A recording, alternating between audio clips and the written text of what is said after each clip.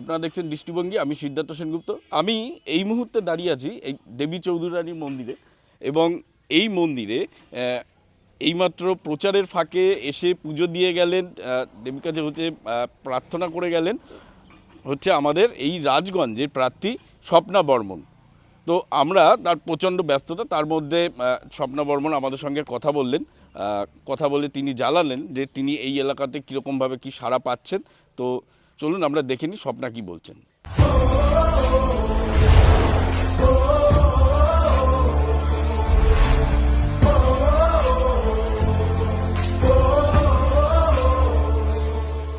প্রচারে কেমন সাড়া পাচ্ছে? ভীষণ ভীষণ ভীষণভাবে আমি আপ্লুত, সবার কাছে খুবই সাড়া পাচ্ছি প্রচণ্ডভাবে।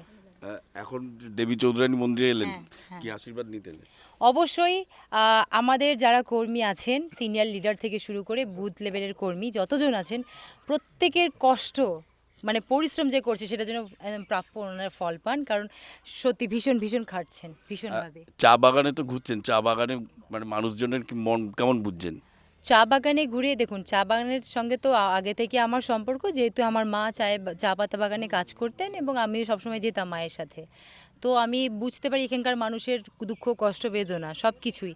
তো এখান থেকে খুবই খুবই ভালো সাড়া পাচ্ছি, কারণ ওনারা বুঝতে পারছেন যে ওনাদের পরিবারের মতো মানে ওই ওই ওই ফ্যামিলি থেকেই আমি বিলং করি এবং করছি এখনও। আমি সেই মানে ওইসব পরিবার থেকেই উঠে এসেছি। তো তার জন্যে ওনারা আমাকে বুঝতে পারছেন এবং আমি ওনাদের বুঝতে পারছি। তো ওনাদের একটাই কথা যে আমরা তোমাকেই চাই, তুমি আমাদের ঘরের মেয়ে, তোমাকেই চাই। এবং মানে আমরা এখন তোমাকে আমাদের ভোট ঋণ হিসেবে দিচ্ছি 23 তারিখে, এবং তুমি যেন 4 তারিখে যেটা বলছো যে 4 তারিখে তুমি তোমার ঋণ কড়ায় গন্ডায় শোধ করে দিবা, সেটা যেন তুমি করো, দ্যাটস অল।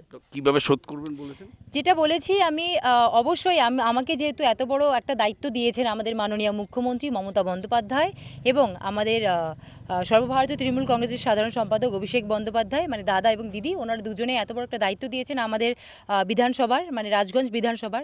তো সেই বিধানসভার দায়িত্বের মধ্যে পড়ে এখানকার এলাকার উন্নয়ন, স্পেশালি রাস্তাঘাট, লাইট থেকে শুরু করে পানীয় জল, মানে যা কিছু সময় কর্মসংস্থান। তার সাথে সাথে প্রত্যেকটা মানুষের ব্যক্তিগত যদি সমস্যা কিছু থেকে থাকে সেগুলো অবশ্যই আমি ওনাদের কাছে বলেছি যে আমাকে যেন ডাইরেক্টলি আমাকে জানান। এবং তার সাথে সাথে দিদি যে প্রকল্পগুলো আছে 100টার মতো প্রকল্প, সেই প্রকল্পগুলো যেন প্রত্যেকটা বাড়িতে যেন পৌঁছে যায়, সেই এতগুলোর দায়িত্ব আমাকে দিয়েছেন। এবং আমার কাছে তো আপাতত কিছুই নেই, মানে আমি খেলাধুলো করছি না, আমি চাকরিও করছি না। তো আমার কাছে একটাই মাত্র লক্ষ্য, যেটা হচ্ছে আমার এই বিধানসভার মানে আমার এই পরিবারটার পুরো পরিবারটার যেন আমি খেয়াল রাখতে পারি খুব ভালো করে। মানে রাজগঞ্জ বিধানসভা আমার একটা পরিবার, আমি এই পরিবারের মেয়ে, আমি এই পরিবারের যেন ভালো করে খোঁজ খবর রাখি এবং এখানকার মানুষকে মানে মানুষের যেন মুখে আমি হাসি ফোটাতে পারি, এটাই একমাত্র লক্ষ্য। আর এটাই এখন আমার একমাত্র লক্ষ্য থাকবে, মানে সবসময় এটাই থাকবে, কারণ সব কিছু ছেড়ে দিয়েছি যেহেতু। মানে মোটামুটি আপনি আশা করছেন যে একদম একদম একদম। আপনার দেখে কি মনে হচ্ছে এতজন আছেন আপনি 100% নিশ্চিত? আমরা বিপুল ভোটে জয়যুক্ত হব। কারণ কি দেখুন না, আমাদের সরকার যেভাবে মানুষের সাধারণ মানুষের পাশে দাঁড়িয়েছেন, আমাদের সরকার এরকম কোন সরকারটা পাশে দাঁড়িয়েছেন আপনি বলুন তো, আপনি বলুন, আপনি তো খুব ভালো করে জানেন, আপনারা চারিদিকে ঘোরেন।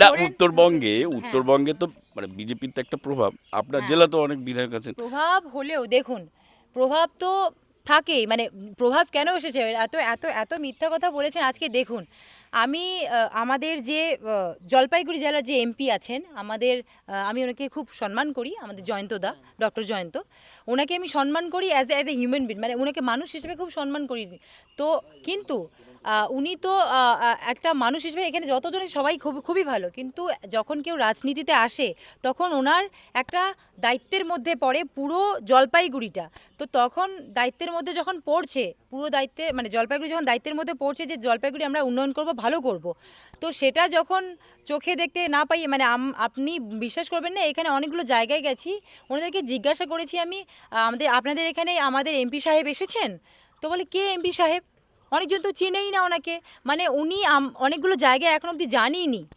তো একটা প্রভাব তখন ছিল যে অ্যাকচুয়ালি তখন কেন উনি জিতেছেন, এই কারণেই যে আমাদের এদিকে অনেকগুলো মিথ্যে কথা বলা হয়েছিল, যেমন আমাদের এদিকে এইমস হবে, আইআইটি হবে, কিন্তু ওই এই মিথ্যা কথা একটা প্রভাব ছিল যে হবে হবে হবে, কিন্তু সে তো সেই কবে থেকে 16 থেকে শুরু করে এখনও অবধি আমাদের উত্তরবঙ্গে সত্যি কথা বলতে ডিপ্রাইভ আমাদের উত্তরবঙ্গের মানুষগুলো এত এত মিথ্যে কথা শুনেছে না, সেই তখন একটা প্রভাব ছিল যে হবে জন্য, কিন্তু শেষে গিয়ে কিছু হয়নি।